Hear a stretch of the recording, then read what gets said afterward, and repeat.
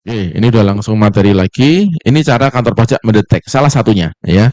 Salah keduanya, salah duanya. Mereka menguji kewajaran SPT itu berdasarkan analisa sumber dan penggunaan dana. Gimana contohnya? Nah, ini contohnya. Ya, ini udah muncul. Misal nih, ada kasus Pak Ali melaporkan SPT tahun 2022 dengan status franchisee-nya Melia. Ya, misalnya nih. Dengan rincian penghasilannya adalah keuntungan usaha Melia 100 juta setahun, misal. Ya, ini kita mau mencoba menganalisis SPT ini wajar apa enggak. Kemudian ya Pak Ali juga punya rumah idle yang disewakan. Dapatlah penghasilan sewa 35 juta setahun. Ya. Lalu dia punya simpanan di bank. Oh, ada bunga tabungan dari bank 5 juta. Lalu tahun ini dapat hibah dari orang tuanya. Hibah. Rumah ya 150 juta. Maka dalam tahun ini dari kacamata pajak ya, kita punya penghasilan 290. Karena penghasilan itu nggak hanya wujudnya uang. Ya, kalau kita terima hibah berupa aset, itu juga penghasilan kita. Sehingga penghasilan kita 290 juta. Ya. Kemudian diketahui biaya hidupnya Pak Ali sebulan 20 juta. Jadi kantor pajak itu mendeteksi ini anaknya berapa sih? Oh, kira-kira 20 juta misalnya. Ya. Oke, setahun berarti 240 juta nih. Biaya hidup setahun seseorang 240 juta. Pak Ali 240. Sementara penghasilan yang dilaporkan 290. Nah, kira-kira cukup nggak tuh biaya hidupnya? Penghasilan 290 masuk di SPT 290, tapi orang pajak menaksir berarti setahun 240. Selintas ini berarti cukup nih penghasilannya. Selintas cukup penghasilannya. Karena 290 kurangi 240. Sekarang kita coba analisis. Ketika melihat ini, kantor pajak akan lihat SPT-nya yang bersangkutan. Jadi SPT itu bisa buktiin juga bahwa penghasilannya kurang nih dilaporkan. Dari sebuah SPT orang pajak bisa menilai, oh ini nggak bener SPT-nya nih. Ya, nah nih kita lihat dari lampiran SPT kita di daftar harta. Ini tahun 2022 nih, contohnya 922 hartanya. Hutangnya 800 juta. Posisi hutang akhir tahun. Hartanya 922, utangnya 800. Nah, sekarang kita akan uji nih. Jadi kantor pajak sedang menguji tahun 2022 nih. Maka data yang dibutuhkan untuk menilai SPT 22 ini benar apa enggak, dia comot laporan SPT 2021. Diambillah 2021.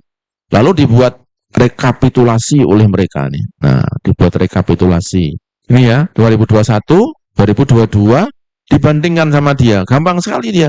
2022 tadi 922 nih ya contohnya ya. 2021 setelah dilihat SPT-nya ini cuma 774. Berarti di tahun 2022 ada penambahan aset. Ada penambahan aset ya. Nah, orang pajak itu beranggapan nih, kalau asetnya itu bertambah itu ya, bertambah, berarti dia seperti lagi beli aset baru. Mobilnya nambah satu, tadinya satu jadi dua. Berarti dia beli mobil lagi satu. Aset nambah berarti uang keluar. Dia harus punya uang sebesar itu untuk nambah aset itu. Ya, jadi tabungan ini nambah berarti dia harus punya sumber uang nih. Oke, untuk membeli ini ya, untuk menambah ini. Lalu ada tambahan tanah bangunan nih. Berarti ada konsumsi untuk beli tanah, beli bangunan ya. Nah, ini yang nanti akan ditanyakan nih sumbernya dari mana nih? Kok asetmu bisa nambah? Nah, salah satunya misalnya, oh saya ngambil tabungan Pak ini Pak, dari 65 jadi 22. Ini sumbernya. Tapi masih kurang nih. Asetnya 190, sumbernya cuma 43. Apalagi kita juga di sini melunasi utang juga. Awalnya utangnya 900, turun jadi 800. Berarti kita punya uang untuk melunasi. Ada sumber uangnya. Jadi ada penggunaan uang, ada sumber uang. Kantor pajak menganalisis seperti itu. Lalu kita masukkan di sini ya, sumber dananya dari mana saja. Yang pertama, penghasilan laba Melia tadi. Laba dari laundry, 100 juta. Ya. Kemudian penghasilan dari bunga tabungan sama sewa. Tadi 35 sewa, yang 5 juta bunga tabungan. Ini sumber nih. Kemudian ada hibah, 150 juta. Jadi kita tambah aset tanah 150 juta, sumbernya dari mana? Oh hibah. Kalau hibah dari orang tua, itu bukan objek pajak. Tapi kalau hibah dari kakek atau nenek, itu objek pajak. Jadi hati-hati nih kalau ada kakek yang mau ngibahkan ke cucunya, cucu jangan mau nerima. Dapat tanah, dapat mobil, dapat deposito. Dari kakek, jangan diterima. Kalau kita posisi sebagai cucu, bilang ke kakek, kakek tolong kasih ke bapak dulu. Kalau 1 derajat nggak kena. Kalau 2 derajat lompat begitu kena. Nah, jadi kita peralat bapak kita, ya. Lewatin bapak dulu, bapak lapor SPT, bapak hibah ke kita. Itu enggak kena pajak. Karena undang-undang bilangnya begini, tidak termasuk objek pajak adalah harta hibahan yang diterima dari keluarga saudara dalam garis keturunan lurus, lurus itu dari atas ke bawah, kakek, bapak, anak, cucu. Kalau ke samping, itu kena pajak. Hibah dari kakak. Ini hubungannya ke samping. Jangan mau juga kalau dapat mobil dari kakak, dapat tanah dari kakak. Itu objek pajak buat kita. Lewatkan dulu ke bapak kita atau ibu kita. 1 derajat, 1 derajat. Gitu ya. Nah ini ceritanya kita dapat dari orang tua nih. 1 derajat, sedarah. Maka dia nggak akan kena pajak. Tapi itu sumber harta juga di sini. Lalu ada penggunaan tabungan nih. Kita ngambil tabungan 43 juta. Berarti kita punya sumber dana 333. Dari ngambil tabungan, dari dapat hibah, ya. Kemudian dari usaha, usaha laundry tadi. Keuntungannya 100 juta. Nah, sekarang kita penggunaannya bagaimana nih? Dalam setahun kita punya sumber 333 juta, digunakan untuk apa? 1, biaya hidup. Nah, kadang-kadang teman-teman yang ngisi SPT itu tidak mempertimbangkan biaya hidup. Jadi penghasilan itu harus cukup untuk mengcover biaya hidup dan pertambahan aset. Jangan hanya mengcover pentambahan aset aja, hitung biaya hidup kita. Ya. Ini kemudian 240 ya, per bulan 20 juta. Lalu aset kita nambahnya 190 nih. Pertambahan dari 2021 ke 2022. Kemudian bayar pajak tahun ini berapa? Lalu utang juga dibayar, pakai duit juga, harus ada sumbernya. Nah, kesimpulannya adalah dari aktivitas ini, penggunaan harta kita 536. Padahal yang dilaporkan penghasilannya cuma 300. Nggak cukup ini. Berarti SPT ini kurang wajar, tidak wajar, tidak benar dari kacamata pajak. Ketika SPT ini nggak benar dianggap oleh orang pajak, dia akan mengingatkan kita dengan surat. Menurut data kami, penghasilan Anda masih kurang dilaporkan. Karena penambahan aset Anda sekian. Estimasi kebutuhan biaya hidup sekian. Ini sering terjadi. Mungkin Bapak Ibu di acara kita ini ada yang mengalami dapat surat gara-gara analisanya nggak pas. Semangat nambah asetnya, ya, nambah penghasilannya, wah kurang semangat ya. Nanti dilihat ya. Nah, kenapa kantor pajak itu gencar banget itu kirim-kirim surat saat ini gitu ya? Karena target pajak itu tingginya luar biasa, 2.000 triliun. Dan sampai hari ini baru 70-an% tercapainya. Makanya dia, wah ini kayak mata gelap gitu ya. Semua disurati.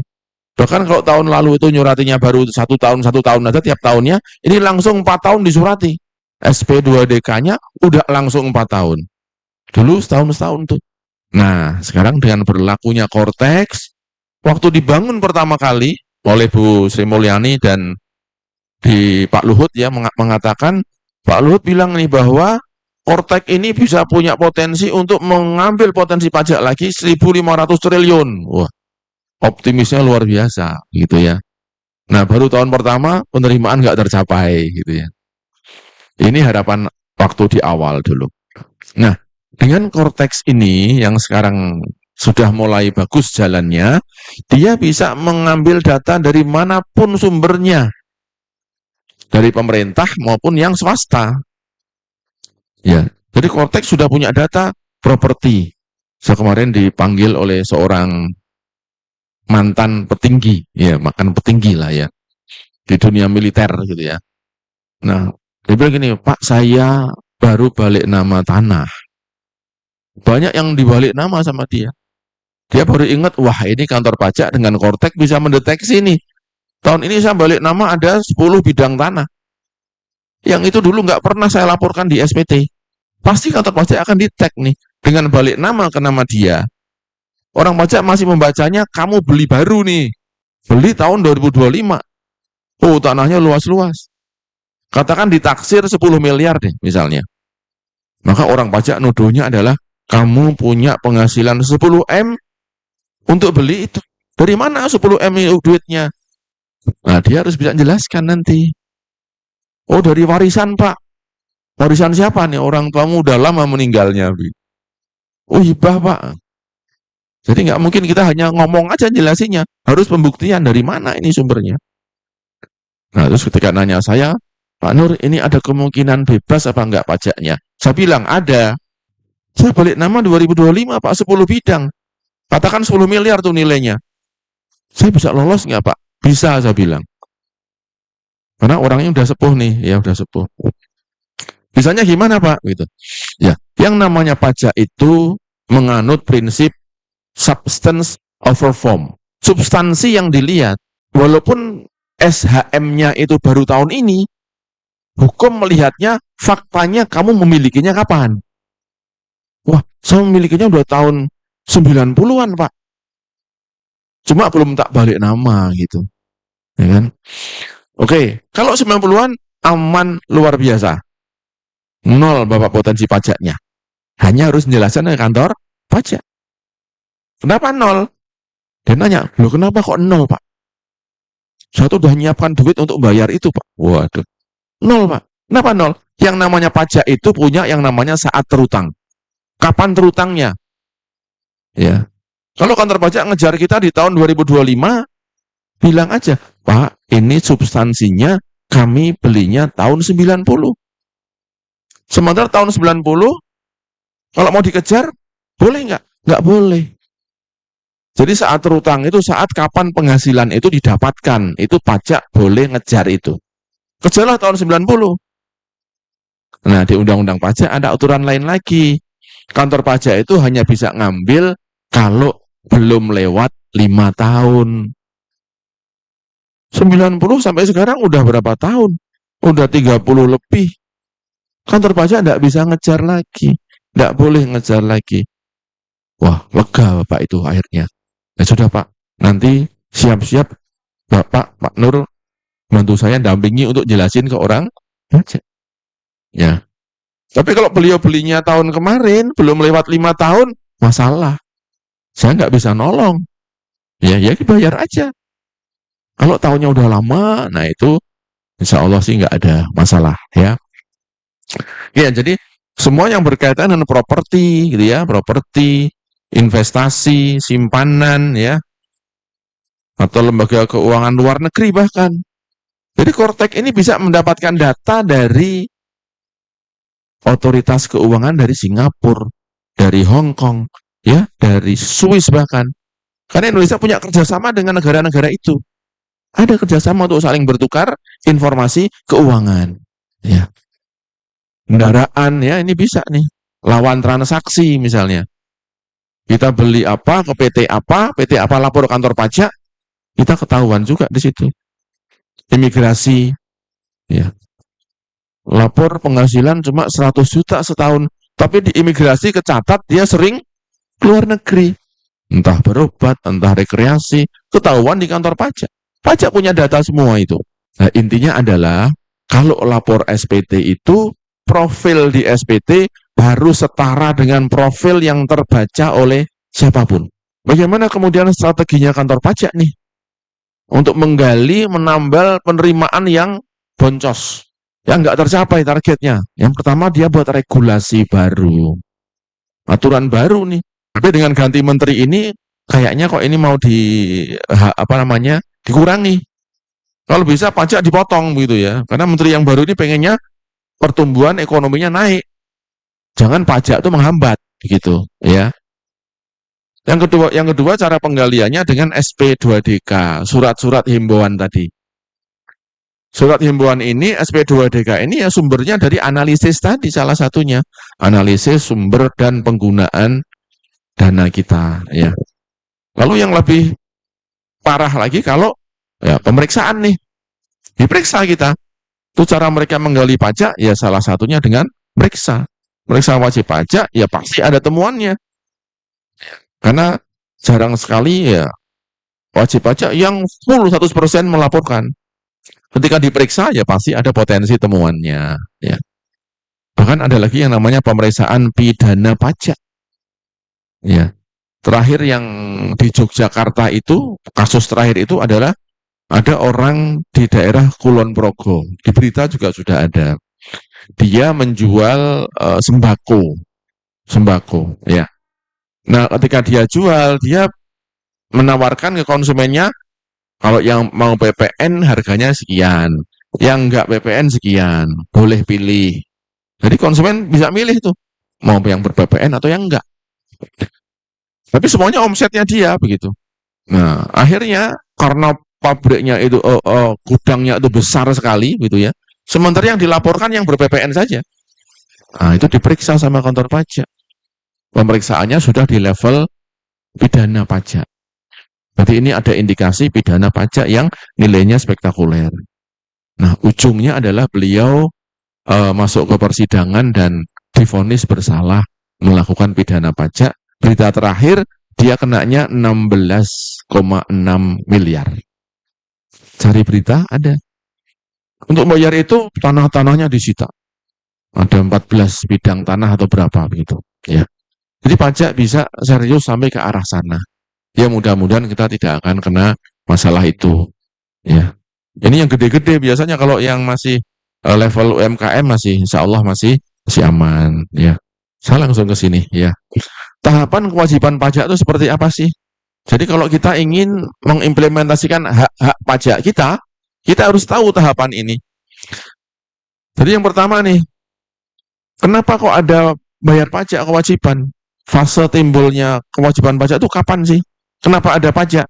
Ya, biang keladinya karena ada undang-undang. Gara-gara ada undang-undang pajak, ya kita dikenai kewajiban bayar pajak. So, coba nggak ada undang-undang pajak, kita nggak perlu bayar pajak. Nah, dari undang-undang ini kemudian diatur nih. Karena undang-undang kan itu buat warga negara. Ketika warga negara membaca, oh di situ ada kewajiban saya ternyata. Setiap orang yang punya penghasilan harus punya NPWP. Nah, setelah tahu kewajibannya, baru kita daftar. Self-assessment. Tidak perlu dipaksa oleh kantor pajak. Ya, kita lalu daftar NPWP. Nah, kewajiban kita nggak hanya daftar saja. NPWP itu punya konsekuensi. Nomor pokok wajib pajak. Wajib bayar pajak kalau ada penghasilannya.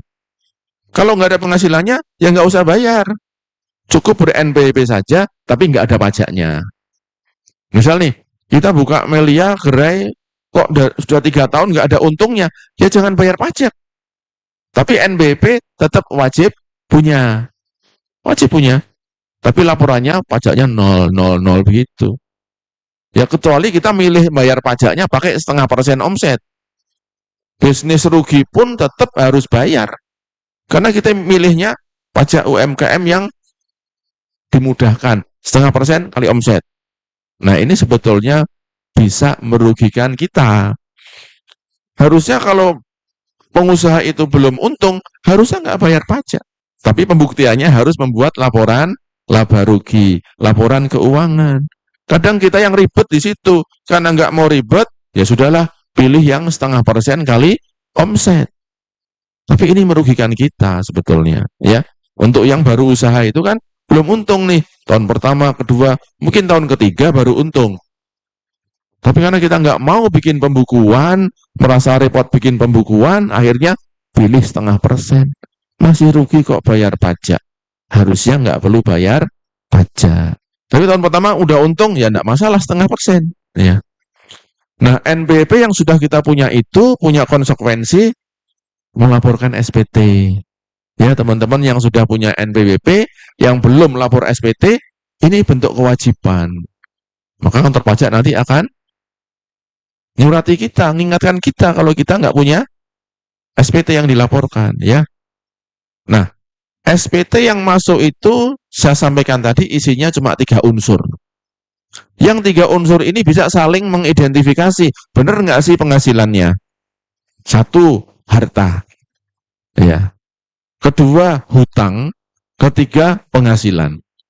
3 ini bisa saling mengidentifikasi. Apakah penghasilannya logis apa enggak? Benar apa enggak? Orang yang hartanya banyak, ya, penghasilannya ya secara normal wajar, penghasilannya ya banyak. Ya. Dari SPT udah kelihatan nih, wah profil hartanya gendut nih, penghasilannya kurus. Nah ini potensi masalah. Ya, harta banyak, ya persepsinya, ya penghasilannya banyak. Hutang banyak, penghasilannya, nah, orang pajak senangnya banyak juga. Karena ngutang tuh bisa nyicil, nyicil itu ada sumber uangnya. Ada kejadian lucu gitu ya. Ada seorang pengusaha kuliner di Jogja.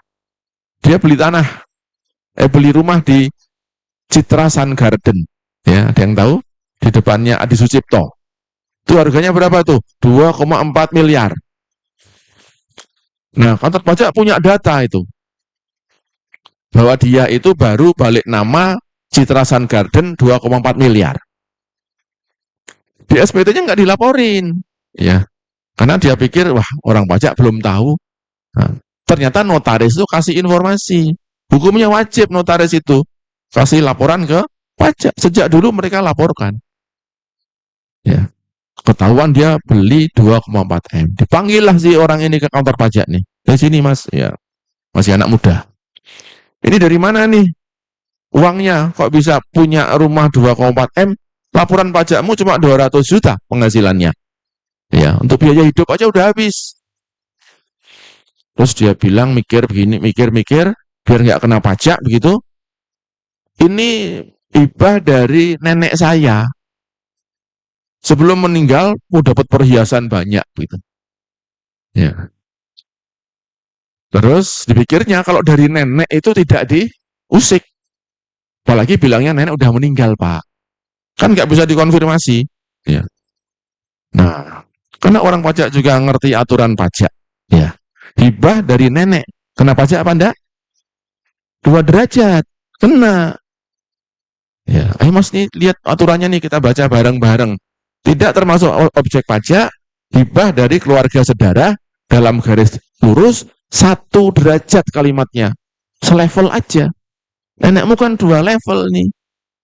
Wah, bingung dia tuh. Terus hitung-hitung kena 900 juta. Gara-gara dia bilang hibah dari nenek.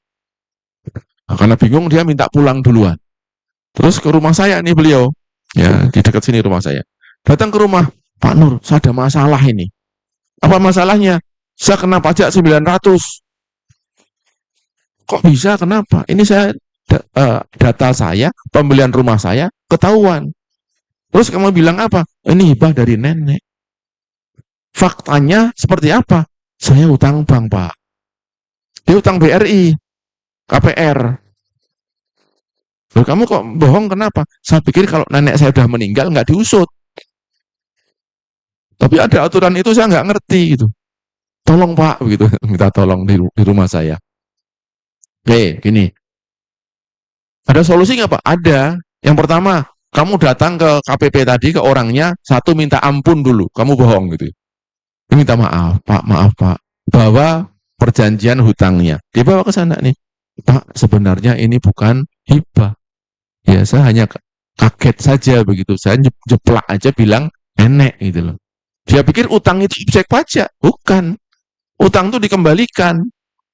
Yang objek pajak itu penerimaan kita dan itu kita bebas menggunakan untuk konsumsi atau untuk beli aset. Kalau utang itu bukan objek. Dia pikir itu objek. Ya. Akhirnya selesai masalahnya. Kalau utang ya nggak kena pajak.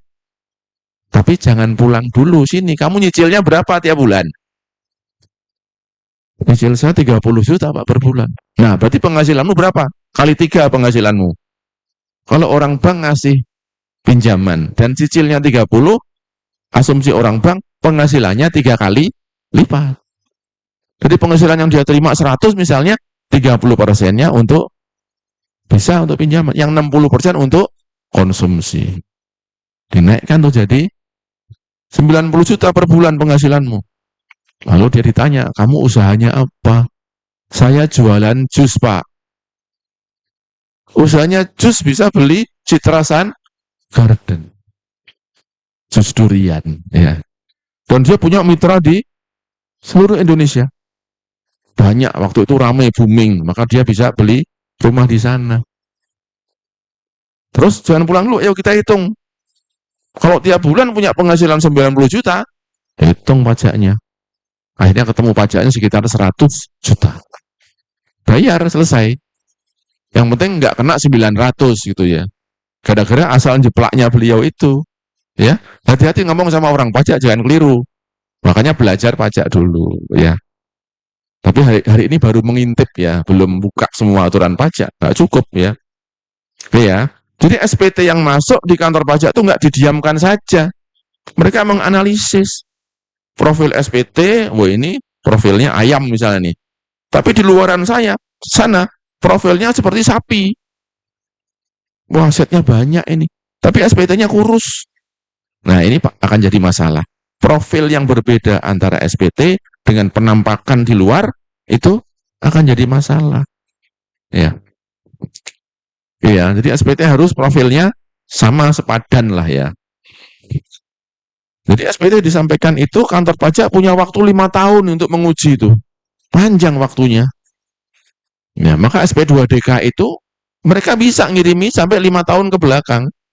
2021, 22, 23, 24. Yang belum 5 tahun mereka akan menggali-gali di situ. Ya. Setelah lewat 5 tahun selesai aman ya. Jadi 5 tahun waktunya. 5 tahun nggak pernah disurati, nggak pernah didatangi, nggak pernah di WA, aman.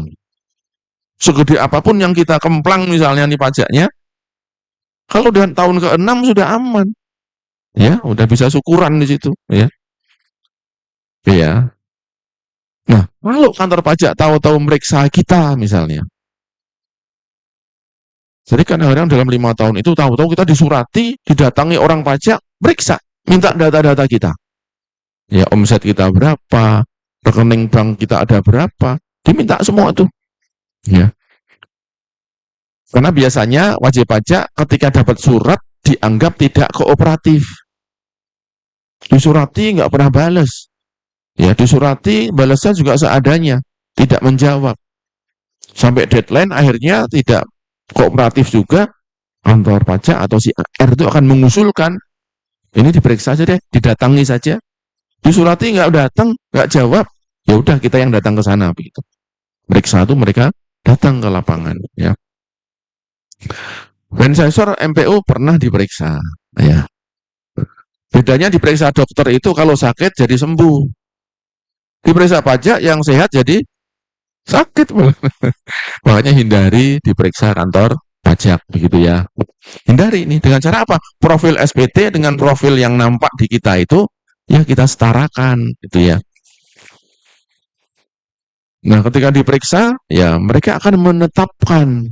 Kalau SPT kita yang ngitung sendiri, kita laporkan, ya kantor pajak enggak sepakat dengan SPT kita, dia memastikan dengan cara memeriksa lalu menetapkan SPT-mu itu enggak benar. Yang benar ini loh, tak tetapkan dalam surat tagihan. Ya. Nah, kalau kita setuju bayar ya selesai. Ya. Kalau kita enggak setuju, kita bisa melakukan yang namanya upaya hukum. Kadang nggak selalu kantor pajak itu putusannya benar. Kadang-kadang keliru. Kadang-kadang keliru. Ya. Nggak selalu benar. Ya. Oke, kemudian diproses keberatan atas tagihan pajak yang menurut kita nggak benar itu diprosesnya di kantor wilayah pajak. Bukan di KPP, tapi di atasannya KPP. Yang menguji atasannya. Nah, ini prosesnya 12 bulan. Ya. Jadi minta keadilan pajak itu harus bersabar. Ya. Nah, putusannya bisa kantor pajak Kanwil setuju bahwa wajib pajak yang benar. Kalau setuju ya selesai. Tapi kalau si Kanwil pajaknya, wah ini wajib pajaknya keliru ini. Kita masih punya pintu untuk mendapatkan keadilan. Kita maju ke yang namanya pengadilan pajak. Pengadilan pajak. Ya. kita kemarin juga ada sidang ya, ada sidang di Jogja berkaitan dengan tuntutan dari Hotel Hyatt. Nih, hotel sebelah ini ada Hotel Hyatt. Itu kena masalah pajak ketika membayar fee ke luar negeri, ya, kantor pajak minta pajaknya gitu. Padahal ada aturan nih. Kita dengan pihak luar negeri itu punya perjanjian nih. Negara Indonesia dengan negara Hong Kong misalnya. Punya perjanjian. Perjanjian apa? Penghindaran pajak berganda. Nah, kalau kita baca di perjanjian itu, kalau kita membayar ke pengusaha Hong Kong, kita nggak boleh potong pajaknya. Ya, tapi ada syarat-syaratnya. Ya, karena tidak ada kesepakatan, ini maju ke pengadilan pajak. Menurut saya nanti kita akan menang. Hayatnya akan menang nanti. Ini prosesnya juga 12 bulan. Ya, jadi harus bersabar. Ya, harus bersabar. Nah, kalau ini udah memutuskan, hakim, ya sudah. Ini hakim di bawah Mahkamah Agung. Ya, bukan kantor pajak lagi. Jadi mereka itu insya Allah sangat fair. Dan tidak perlu pakai, apa namanya, ngasih-ngasih apa tuh nggak pernah. Saya nggak pernah ngasih apapun ke hakim dan 99% kasus saya menang begitu. Tanpa pernah ngasih apapun. Ya. Oke, ini prosesnya ya. Jadi teman-teman jadi tahu bahwa dari awal kita punya NPWP, treatment kantor pajak itu bisa sampai ke sini, pemeriksaan ya. Resikonya nanti kita bisa punya hak untuk mengajukan keberatan sampai banding di pengadilan pajak. Jadi kalau kita diminta kantor pajak, bayarmu 500 juta misalnya. Nah, kita uji dulu nih, bener nggak 500 juta itu? Ya, karena kadang-kadang hitungan mereka juga tidak benar. Ya, makanya ada yang namanya pengadilan pajak untuk menguji itu, bener apa enggak. Kalau bener, ya harus dibayar. Kalau nggak punya duit, dicicil, gitu. Ya. Oke, kemudian berikutnya terkait SP2DK. Surat permintaan penjelasan data dan keterangan. Mereka minta penjelasan dari SPT yang kita laporkan. Karena profilnya yang jomplang tadi. Profilnya kok nggak match ini. SPT-nya ayam, padahal faktanya dia tuh sapi gitu. Ya. Nah, ketika ada gap itu, surat ini akan datang. Menurut kami, SPT Anda itu sapi, kok kamu lapornya ayam begitu. Ya. Nah, kita menjelaskan, oh sapi itu karena Pak, kami dapat warisan. Orang tua saya meninggal, kemudian semua asetnya jatuh ke saya semuanya. Itu bukan objek pajak. Warisan itu bukan objek pajak. Walaupun warisan diterima dari kakek, kan ahli waris itu kan cucu tuh bisa nerima kalau orang tuanya udah nggak ada. Kan langsung jatuh ke cucu, ya kan? Yang penting itu hak waris. Itu enggak kena pajak. Kalau hibah beda. Kan bapak kita masih ada. Ya. Kalau 2 derajat, bagi yang nerima itu jadi objek pajak. Oke, SP2DK ini, mungkin teman-teman sudah ada yang pernah menerima itu. Ya. Nah ini suratnya nih, ya. Bagus suratnya. Wah, kami mengucapkan terima kasih. Nah, senang kita kan. Begitu masuk ke paragraf kedua, langsung tanya tuh, yang nggak sesuai profilnya gitu ya. Menurut kami dan seterusnya. Oh, Anda kurang ini, salah ini, salah ini. Bahkan kemarin saya dapat satu klien itu yang sampai hurufnya tuh V. Berapa baris tuh? A, B, C, D, E, F, G. Sampai W pertanyaannya. Wah, pusing. Itu 3 tahun suruh jawab 2 minggu. Pusing wajib pajak ini kan. Kerjaan setahun disuruh jawab 14 hari. Nek setahun masih lumayan, ini 3 tahun bareng-bareng suratnya. Wah. Oke, kita lihat lagi nih. Ya. Jadi kantor pajak itu akan melihat profil ya, SPT kita. SPT kita dan SPT kita juga dilihat ya, masing-masing tahunan sama masa gitu ya, bulanan. Ini yang badan biasanya. Misal nih, badan kita, gerai kita bentuknya CV misalnya. Atau bentuknya PT ya. Maka kita harus buat laporan keuangan seperti ini, laporan laba rugi kayak gini nih. Nah, penjualannya berapa setahun ya. Nah, ini mereka bisa cross check ke MPU ya. Dengan check cost dengan royalti kita ya. Kecuali di sini ada penjualan selain laundry. Kita punya produk yang lain misalnya. Pajak nggak bisa ngecek ya. Lalu ada harga pokoknya berapa, ya sampai ketemu nih laba bersihnya misalnya 600 juta. Nah ini. Nah SPT yang wah ini tampaknya udah gede nih labanya nih, pajaknya seharusnya kantor pajaknya oke. Ya, udah gede nih pajaknya, tapi pajak nggak puas. Setiap SPT yang masuk harus diuji sama mereka, profilnya bener apa enggak. Lalu dia lihat nih, dibandingkan dengan SPT PPN-nya nih. Ini untuk laundry yang sudah menjadi pengusaha kena pajak. Siapa dia? Yang omsetnya sudah melebihi 4,8 miliar. Ya. Nah, kalau ada yang sudah melebihi itu, maka kantor pajak akan menyandingkan antara SPT PPN dengan SPT badan. Karena objeknya sama, offset, penjualan, penyerahan. Loh ini kok beda nih? Di SPT PPN 16, di SPT badan kok 15. Lalu ada selisih 1 miliar. Nih, PPN-nya kok lebih banyak, gitu ya. Boleh nggak selisih? Boleh. Asal kita bisa jelaskan. Misalnya nih, di penjualan ini isinya adalah aktivitas pokok kita sebagai laundry, ya. Kemudian di sini ada penghasilan luar usaha, ya. Ini misalkan nih, kita ada laba jual aset nih, untungnya 30 juta. Tapi harga asetnya 1 miliar. Nah, penjualan senilai 1 M ini jawabannya adalah di tahun ini kenapa lebih gede di PPN-nya, ada penjualan aset 1 miliar. Yang itu kena PPN juga. Ya, jadi selisih itu tidak masalah asal kita bisa menjelaskan ke kantor pajak. Ya, boleh selisih seperti ini. Yang kedua nih, pembelian, ya pembelian. Pembelian outlet kita, ya kita beli chemicalnya, bahan baku, packaging dan lain-lain. Ya, secara SPT 13 miliar terlaporkan di laba rugi kita, ya, yang dilampirkan di SPT kita. Tapi di SPT PPN, kantor pajak menyandingkan. Di SPT ada pajak masukannya cuma 10 miliar. Pembelian yang terdetek di kantor pajak adalah pembelian yang ada faktur pajaknya.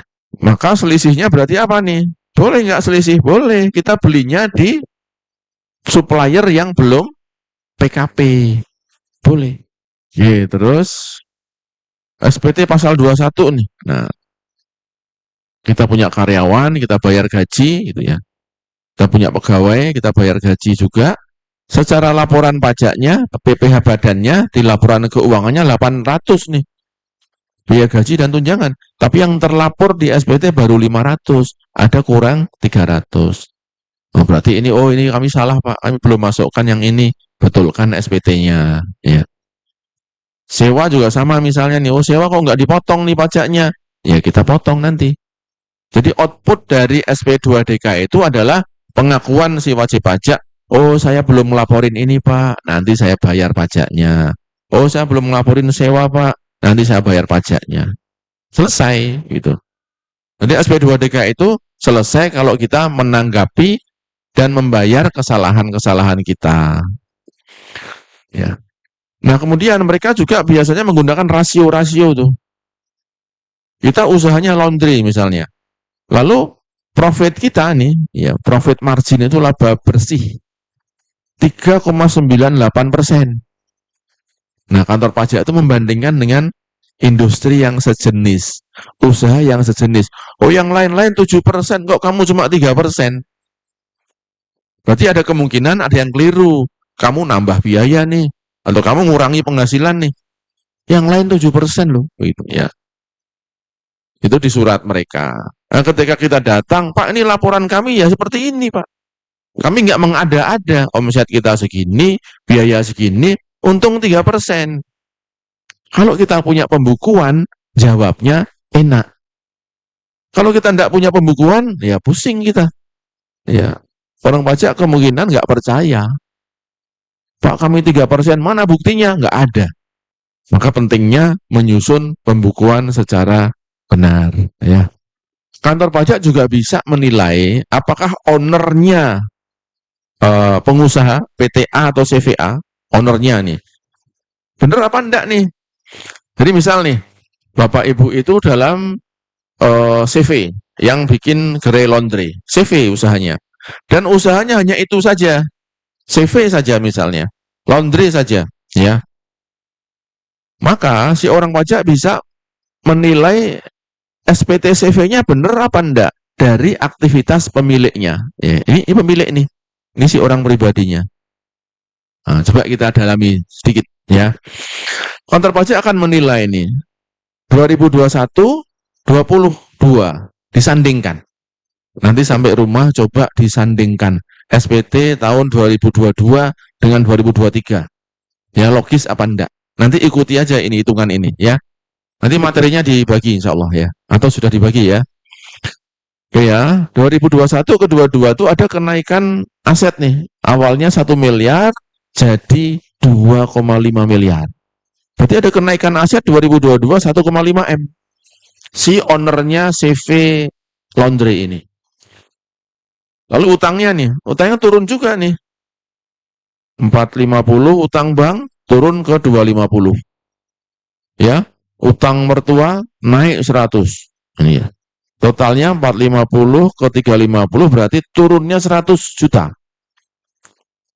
Berarti dia butuh duit untuk bayar utang 100. Yang di atas dia butuh duit untuk bisa beli tambahan aset. Maka tahun ini dia harus punya kebutuhan dana nih untuk tambah aset dan bayar utang.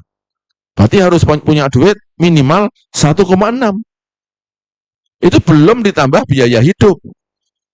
Kalau ditambah biaya hidup 360 misalnya, sebulannya 30 juta. Ya. Jadi kalau misalkan nih seseorang diperiksa oleh kantor pajak, orang pribadi ditanya oleh kantor pajak, maka kita sebagai orang pribadi akan dikasih daftar. Tolong diisi daftar ini.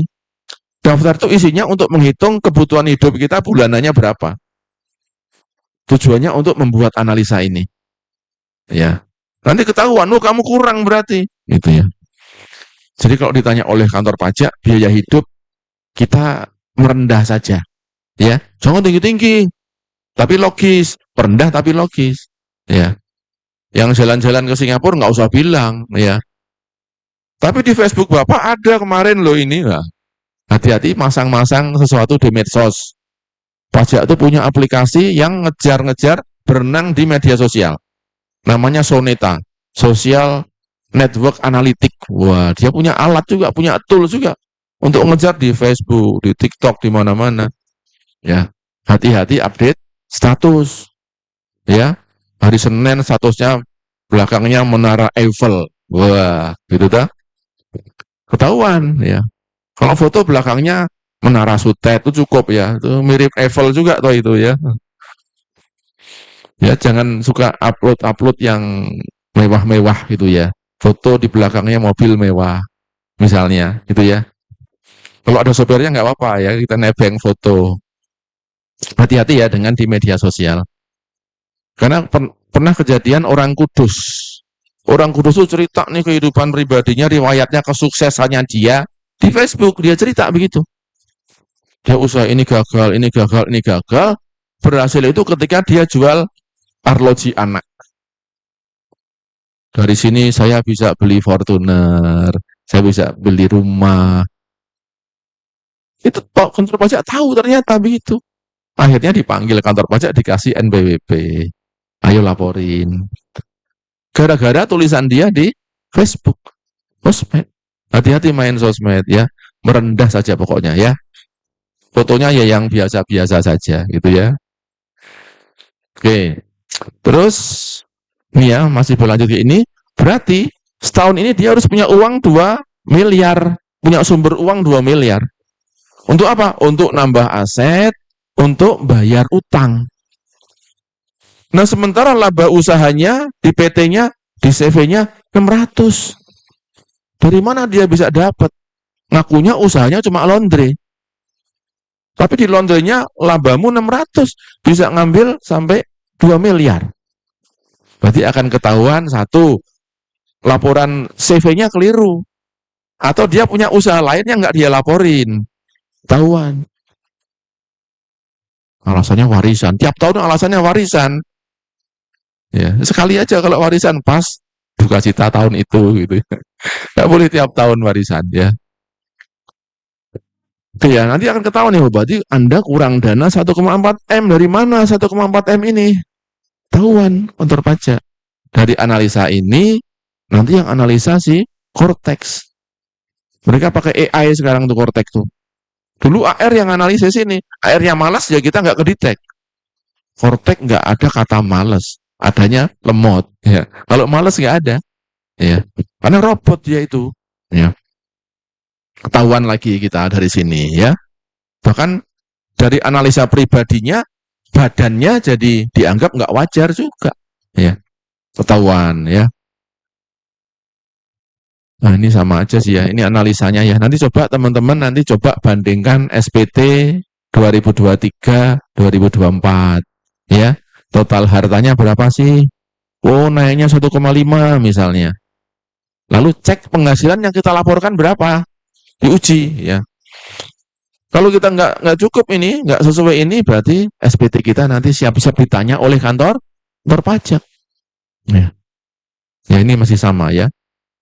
Dana itu untuk nambah aset, bayar utang, dan biaya hidup. Jangan lupa. Kadang orang analisanya cuman nambah aset dan bayar utang aja. Biaya hidupnya dikesampingkan. Ya. Padahal Keditek ini pernah ke Singapura berobat 3 kali setahun. Berapa biaya berobat ke Singapura itu? Tidak mungkin cuma 100. Ya. Oke ya, lanjut nih. Nah, cara mendeteksi jam berapa nih? 10. Nah, yang pertama SP2DK ya, untuk menggali potensi pajak itu. Dapatnya banyak. Ya. Jadi modal cuma amplop coklat selembar mungkin 500 perak ya. Hasilnya bisa jutaan itu. SP2DK itu. Ya. Karena profil kita yang tidak setara dengan profil di luar yang bisa mereka deteksi. Ya. Oke, terus. Nah, cara kedua mereka adalah dengan melakukan pemeriksaan pajak. Diperiksa. Ya. Jadi orang pribadi pun bisa diperiksa, badan apalagi ya. Yang sering diperiksa adalah badan ya. Periksaan. Kenapa bisa diperiksa? Yang pertama, SP2DK nggak direspon. Ya, mereka tuh punya waktu 14 hari untuk mendapatkan respon kita dan menyelesaikan SP2DK-nya dalam 60 hari. 60 hari nggak selesai, mereka akan meneruskan ke pemeriksaan. Ya, kalau datanya potensinya bagus, kalau nggak ada potensinya, ya ngapain mereka meriksa? Ya, satu itu ya, yang sering saat ini ya. Oke, yang kedua, kita minta restitusi ke kantor pajak. Ya, minta pengembalian. Jadi SPT kita di ujung akhirnya statusnya dalam kurung kelebihan bayar. Lalu kita minta restitusi. Ya, bisa nggak keluar? Bisa, restitusi keluar itu bisa. Cuman ada prinsip kehati-hatian negara atau kantor pajak itu sebelum mengeluarkan uang dari kas negara, dia menguji dulu, betul nggak sih laporan wajib pajak ini? Kalau betul, kembali duitnya. Ya, kembali duitnya. Saya ngurus kemarin ada pengusaha bakpia ya minta 300 juta ya kembali 300, minta 600 kembali 600. Karena memang faktanya kelebihan bayar. Ya, jadi nggak usah takut diperiksa karena kita mau restitusi. Kuncinya apa? Pembukuannya, laporan keuangannya harus rapi, harus benar. Ya, pentingnya akuntansi. Jadi kalau kita sudah punya program nih dari franchisor, dari Melia Pilar Utama, gunakan itu aplikasi itu. Jangan hanya omset aja yang dimasukin. Omset masuk, otomatis biaya-biaya juga kita masukkan. Sehingga kita punya alat ukur kita tuh untung apa enggak. Jadi untung nggak untung itu tidak diukur uang masuk berapa, enggak. Ya, harus ngitung penyusutan, sewa, ya kan? Sewa 5 tahun nih, ya kita tiap bulan kita bebankan. Supaya kita ngerti kinerja kita tuh bagus apa enggak. Kalau bagus, beli lagi, cari tempat lain, kembangkan. Ya, jangan puas hanya satu outlet. Gitu. Oke, restitusi. Kemudian rugi. Rugi aja diperiksa loh. Ya, jadi betapa kantor pajak nggak ingin pengusaha itu rugi, gitu ya. Rugi diperiksa. Kenapa diperiksa? Karena rugi itu bisa membantu tahun depan kalau laba untuk mengurangi pajak. Misal nih, tahun ini kita rugi 200 juta misalnya, usaha laundry kita. Tahun depan, tahun depan 2025 misalnya, 2026 ya, 2026 kita untung 500 juta. Tahun depan kita bayarnya nggak dari 500, tapi dari 500 dikurangi dengan kerugian yang 200 ini. Jadi cuma kena pajak dari yang 300 juta saja. Nah, karena mengurangi potensi pajak tahun depan, rugi yang 200 ini diuji dulu. Betul nggak sih ini rugi? Jangan-jangan akuntansinya keliru. Maka diuji dulu. Ya. Kemudian ditegur nih. SPT nggak masuk-masuk nih bertahun-tahun. Ditegur sama kantor pajak. Pak, Bu, Anda kan punya NPWP, Anda wajib lapor. Tapi 3 tahun nggak lapor nih. Ayo lapor begitu. Kalau surat teguran ini nggak digubris ya, nggak ditanggapi, tetap nggak lapor juga, maka ini salah satu kriteria untuk diperiksa. Ya. Terutama kalau orang pajak menilai ini ada prospeknya, ada objeknya sebetulnya, begitu ya. Oke, teguran ya, ini teguran. Nah, intinya adalah undang-undang kita meminta SPT kita harus benar, harus lengkap, harus jelas, harus benar SPT kita. Ya. Nah, bahkan di undang-undang kita tuh ada ancaman. Ada ancaman di undang-undang pajak kita, ya semoga kita nggak masuk ke ini ya. Setiap orang yang dengan sengaja tidak mendaftarkan diri untuk dapat NPWP, punya usaha tapi nggak daftar NPWP, ya usahanya lancar, ya. Ini bisa masuk kategori pidana. Ketika apa? Ketika menimbulkan kerugian pada pendapatan negara. Berupa apa? Pajak yang harusnya dibayar, dia nggak bayar gara-gara nggak punya NPWP. Ya. Tapi kalau nggak ketahuan ya aman-aman aja ya. Menyalahgunakan, nah ini NPWP tanpa hak ya. Misalnya kita memakai NPWP orang lain untuk melaporkan penghasilan kita, yang kena kan orang lain. Kita aman ya, yang kena orang lain. Ini nggak boleh. Nah, saya yakin teman-teman semuanya ini sudah punya NPWP. Resikonya ada di yang huruf D ini. Menyampaikan SPT, tapi isinya nggak benar. Nah, ini yang setiap orang mungkin seluruh Indonesia, kalau nggak benar bisa terancam pidana semua nih. Ya. Sehingga dapat menyebabkan kerugian pada pendapatan negara, dipidana dengan pidana penjara paling singkat 6 bulan, paling lama 6 tahun, ya dendanya 2 kali sampai 4 kali ya. Tapi kalau masih UMKM, kantor pajak tidak akan tertarik untuk mempidanakan. Tapi intinya biar kita tidak kena apa namanya ya, kesulitan gara-gara kita profilnya tidak setara dengan kondisi realnya, mulai sekarang profil SPT kita mulai sepadankan dengan kondisi realnya. Ya, kalau punya rumah 3, ya masukkan 3. Kalau punya rekening bank 10, ya masukkan rekening bank 10. Ya, tapi kalau sebelum membuat itu coba dianalisis dulu, ya. Apakah sesuai nih profil penghasilannya dengan hartanya, gitu ya. Oke, ya, ini pernah ada kasus juga ya, 520 juta. Ini Biro Periklanan di Jogja. Ya, dia mengut pajak dari konsumen dia, tapi nggak dia setorkan. Melia mengut PPN dari royaltinya, tapi kalau Melia nggak store, Melia bisa kena pidana, ya. Tapi alhamdulillah Melia selalu menyetorkan sesuai tepat waktu, gitu ya. Oke, ini pidana, jadi hati-hati teman-teman semuanya ya. Oke, kira-kira cukup nih presentasi dari saya.